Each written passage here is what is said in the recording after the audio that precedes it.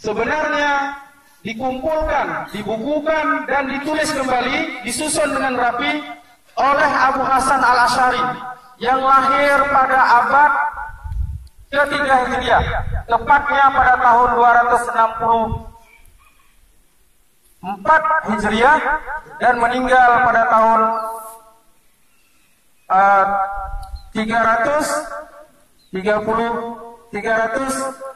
224 Hijriah.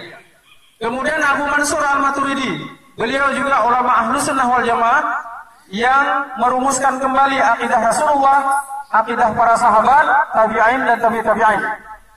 Beliau itu bukan orang Arab.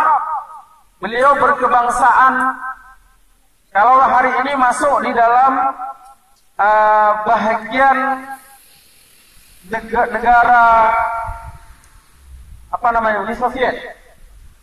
Uni Soviet.